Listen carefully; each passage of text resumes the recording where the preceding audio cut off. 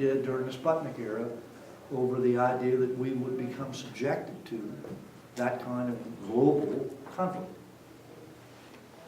We've come to know them as people now. They're no longer adversaries. They are incredibly industrious people. They're unbelievably ingenious in terms of doing things with a lot less than what we do. My counterpart from when I was at NASA at the time told me not more than a few months ago when I saw him for the first time since I left NASA. When I congratulated him on the fact that this was going to become the unilateral only source, only means to accomplish the capability from where they are, launching folks from Baikonur, and capabilities from Baikonur to low Earth orbit on the International Space Station. I fully expected, given the heritage of the Russian people, who are, it's a very proud heritage, that he would say, yes, of course. We've always stepped up to those challenges, and they have, every time. Every time we needed a partner, they were the best partners we had. They were the ones that dug down deepest, worked hardest, stayed latest, and made it work somehow. And I fully expected he'd give me a lecture about that, a homily about that. Instead, quite the contrary, he said, what worries me is the absence of redundancy. It scares me to death.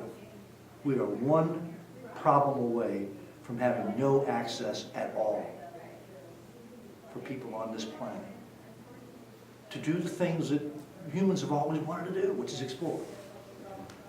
And we've already made this extraordinary investment, and it's now going to be up there, and we may not be able to access it. That's a shame. That's something we really ought to think about, we ought to wonder about. And there is no program that follows. And hopefully that, once that dawning realization occurs,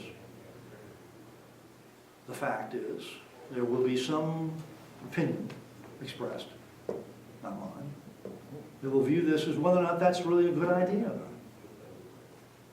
And we'll see what the answer is. But it'll take us a while. And unfortunately, as of this summer, it's over. May I ask you part B?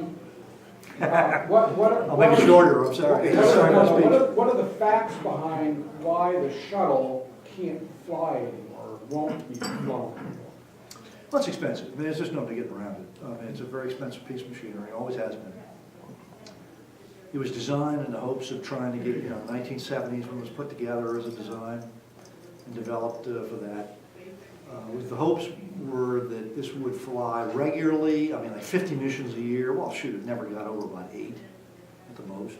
It's really ghastly expensive. And so as a consequence, the idea that it would eventually become the means to launch, commercial satellites and all this stuff, no, HBO satellites, whatever. You're better off putting them on a medium-sized lift vehicle and sending them up there as an expendable whole lot. It's a lot cheaper. Second thing is it has an enormous number of moving parts. This is designed to be an aircraft that is a capability that launches like a rocket, gets into low Earth orbit, maneuvers like a spacecraft with all kinds of internal capabilities. It turns out to have a propulsion capability that's no more than about 1 degree of separation from where it goes. So, basic orbital mechanics still govern.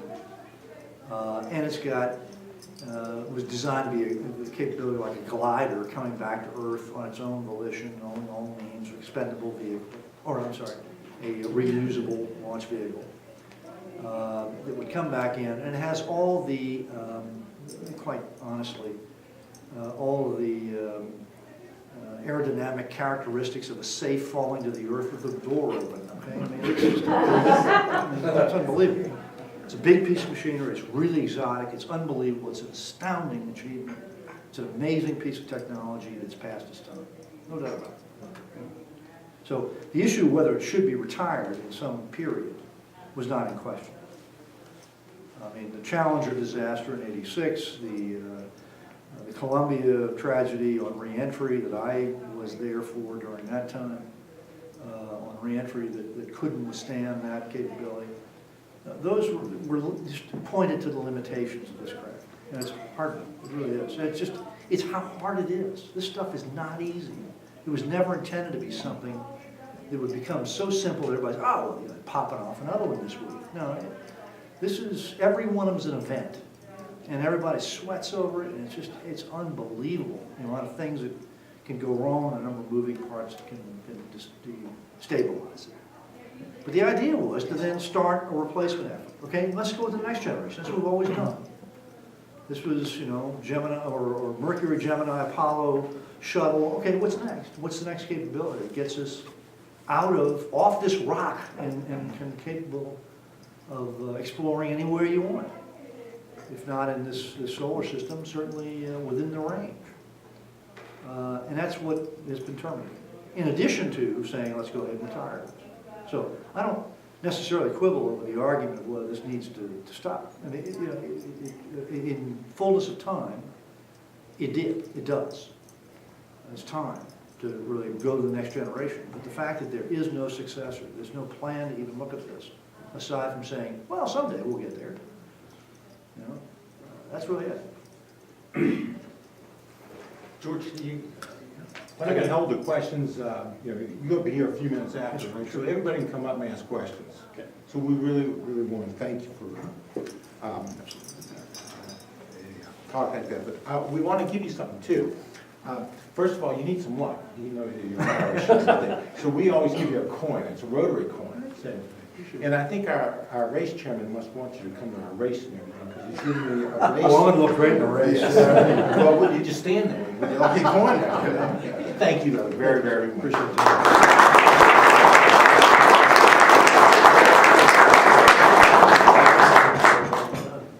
Now